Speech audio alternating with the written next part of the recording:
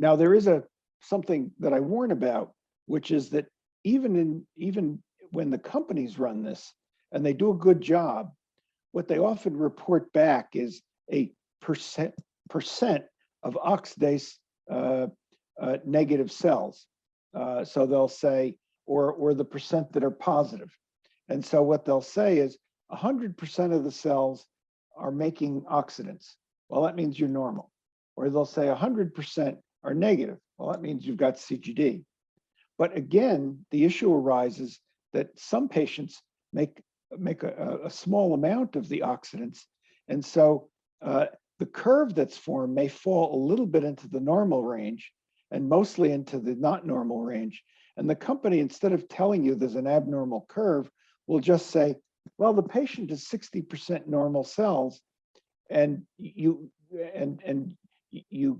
won't give an interpretation.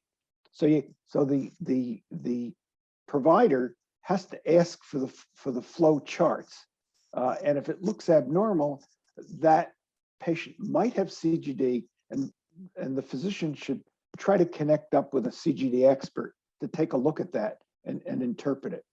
I put so much effort on this because I have seen disastrous consequences of missing the diagnosis of CGD because someone dismissed a sort of one of these intermediate tests.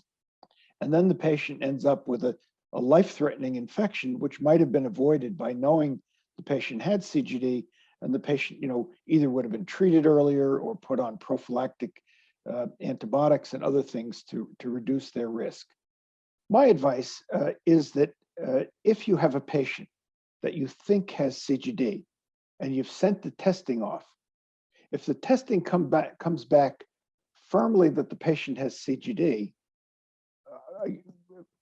that's one thing. If the test comes back as the patient clearly does not have CGD, then of course that's fine too. But often the test will come back with an intermediate number that requires some interpretation. Under those circumstances, you need to ask the testing company to send you the full curves so that you have all the information. And then I would advise connecting up with one of the many CGD specialists.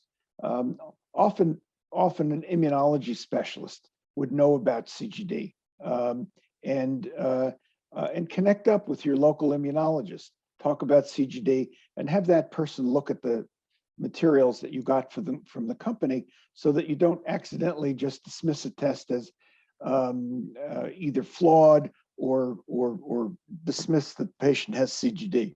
That's a very important part of this.